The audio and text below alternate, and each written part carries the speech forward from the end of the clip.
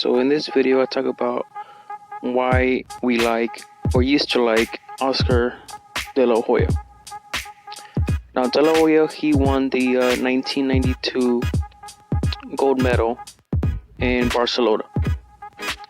Now right off the top, we fell in love with Oscar. We had the story with his mom, of course a very sad story, and then he became pro. He had the looks, he had the style, and he was knocking people out from the beginning. Now fast forward a few years later, and he was already fighting the top guys. And when I mean top guys, he was fighting pound for pound guys. At a very young age, he was fighting Whitaker, Ike Corte, Obakar. He fought Chavez twice, yes, later stage of Chavez's career.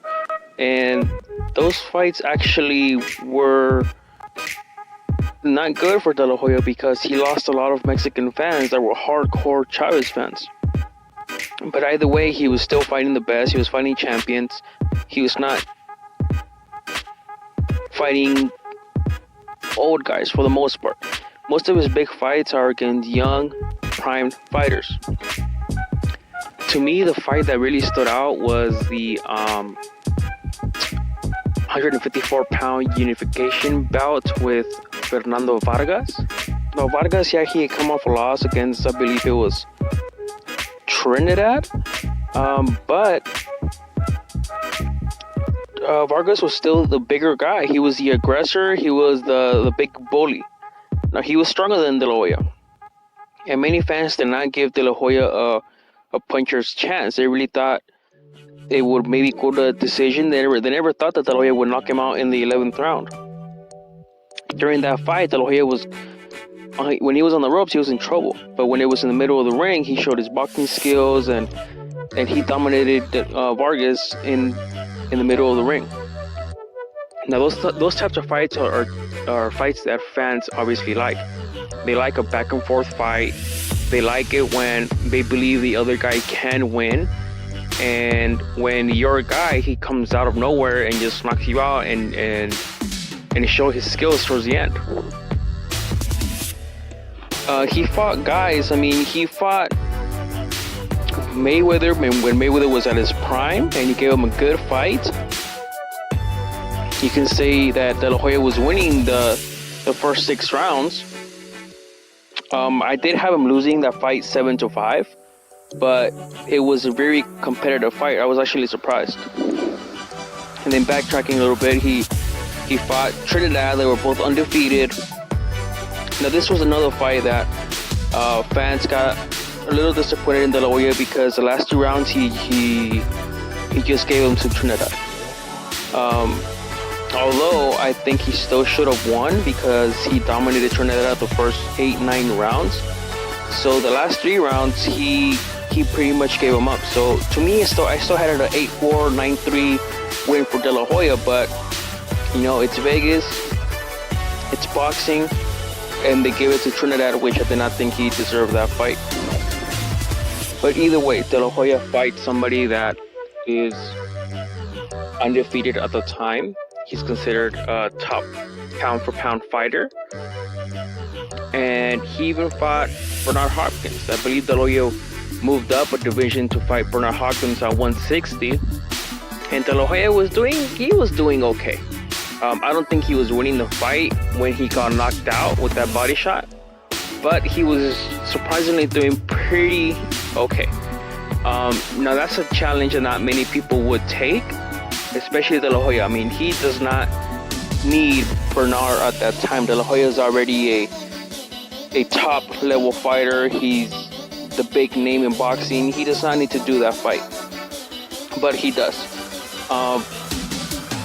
And those are the types of fights that people like. You take risk.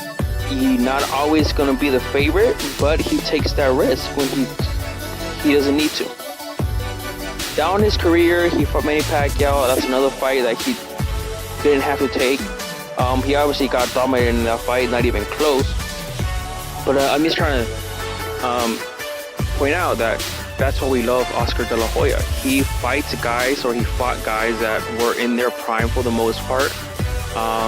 some guys were even the bigger guy and you fought them anyway. That's just my opinion. I mean, nowadays you have fighters that are fighting guys that are old, that are past their prime, that are way smaller, and they're looking good, and people think that they're the best boxer out there when it's all hype. I mean, you can't judge a fighter. Well, you can judge. You can judge a fighter on who they fight, but it just makes them look good. So I mean, you have to take into consideration their opponents. If they're in their prime, if they're young, if they have a good chance of winning.